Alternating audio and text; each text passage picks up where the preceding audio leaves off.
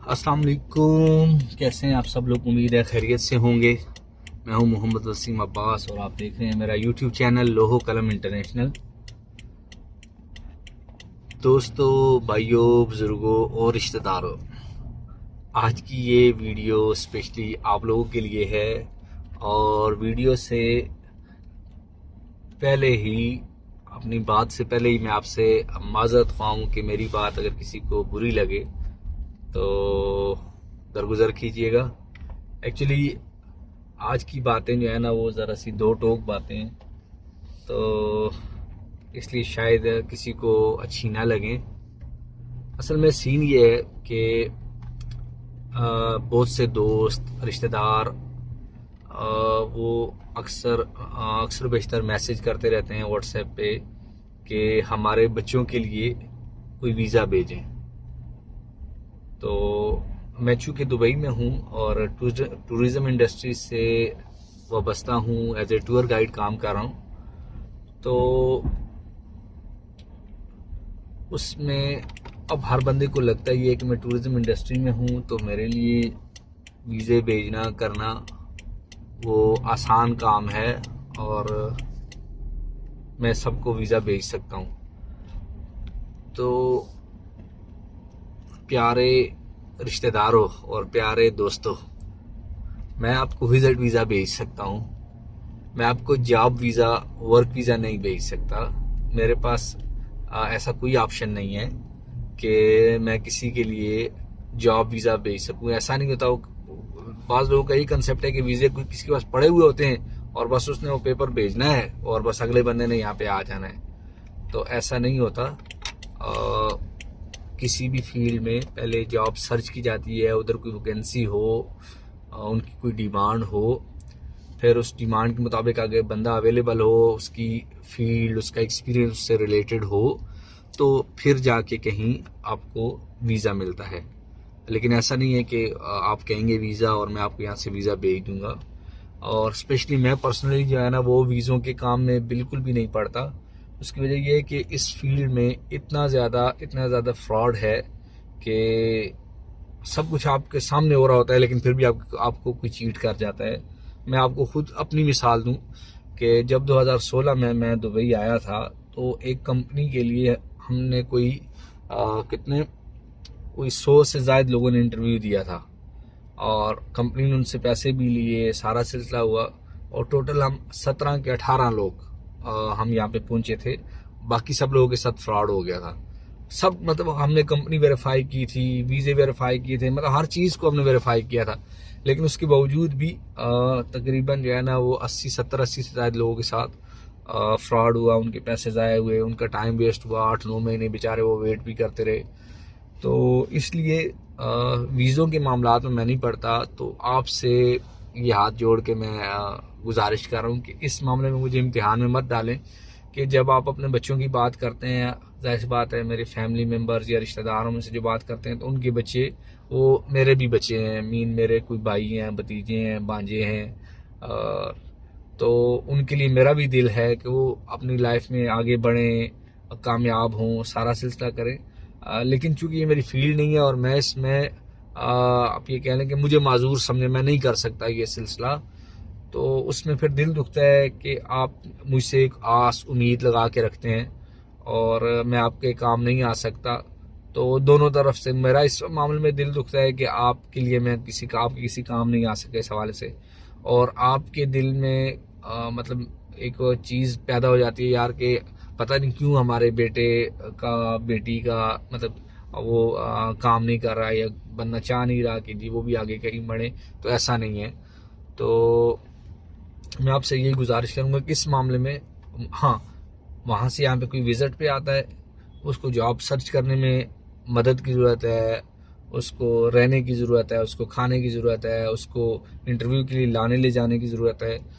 जो मुझसे हो सका, जितना मुझसे हो सका, मैं इंशाल्लाह उसमें वो करूँगा। लेकिन यहाँ से मैं कोई वीज़ा वगैरह नहीं भेज सकता और इस मामले में मैं आपसे शर्मिंदा हूँ।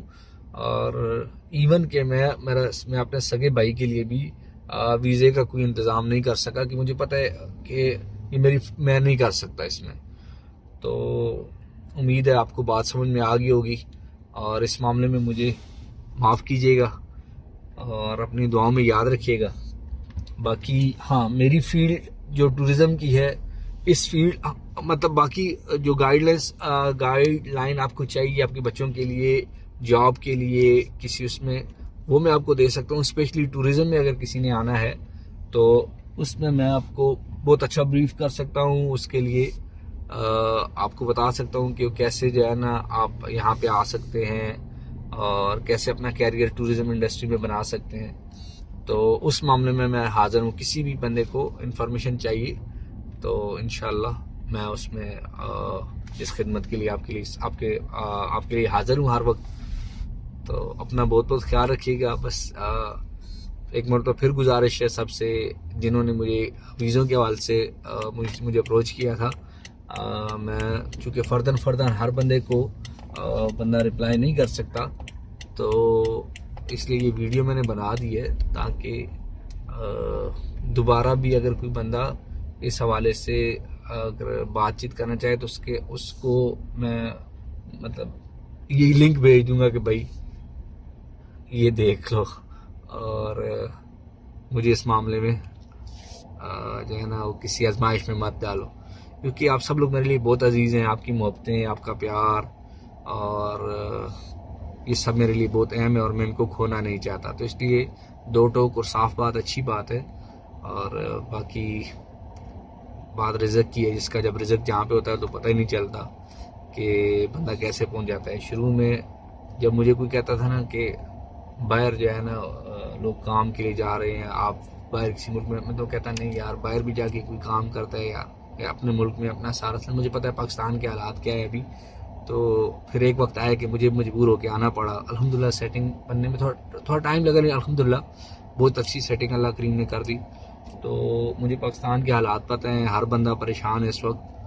तो लेकिन मैं आपको मज़ीद किसी परेशानी में नहीं डालना चाहता कि कोई वीज़े का कोई इस तरह का सिलसिला हो और फिर आपके पैसे मैं उसमें लगवाऊँ और फिर आपका काम ना हो तो और आपको परेशानी। असल में अभी जब मैं आया था तो दिरहम की कीमत थी, एक दिरहम था 28 रुपये का।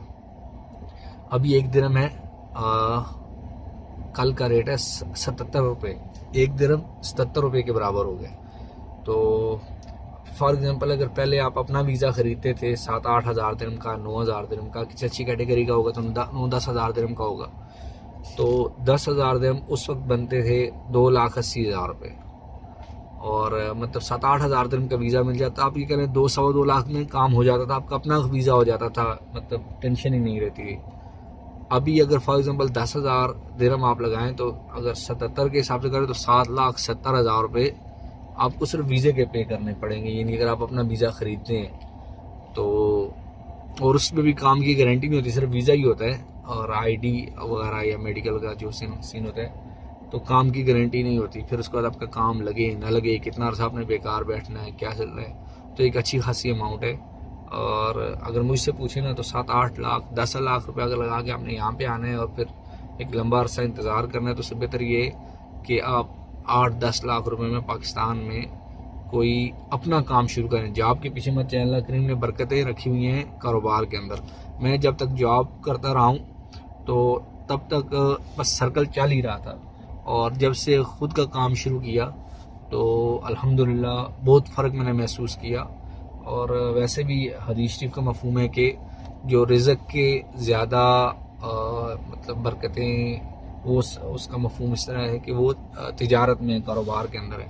तो कारोबार को तरजीह दें, नौकरियों में कुछ भी नहीं रखा। हाँ, स्टार्ट पे चले पैर रखने के लिए, पाँव जमाने के लिए, किसी इलाके को समझने के लिए, एनवायरनमेंट को समझने के लिए ज़रूरी है। लेकिन जाएं आप बिज़नेस की तरफ जाएं, छोटा बिज़नेस करें लेकिन अपना बिज़नेस करें, अल्लाह करीम उसी में बरकतें देगा। तो बस इसी पैगाम के साथ इजाज़त चाहता हूँ। वीडियो थोड़ी लंबी होगी, अपना बहुत बहुत ख्याल रखिएगा। और कोई बात बुरी लगी हो तो मैं कबल वीडियो भी आपसे जो है ना वीडियो की पूरी स्टार्ट करने के वक्त ही आपसे माफ़ी मांग चुका हूँ, और एक मरतबा फिर आपसे माफ़ी का तलबगार हूँ। अल्लाह करीम हम सब के लिए आसानी वाला मामला फरमाए और सबको खुला खुला बबरकत कसीर हलाल रज़्क़ अता फरमाए। जज़ाकल्लाह जी। अस्सलाम वालेकुम।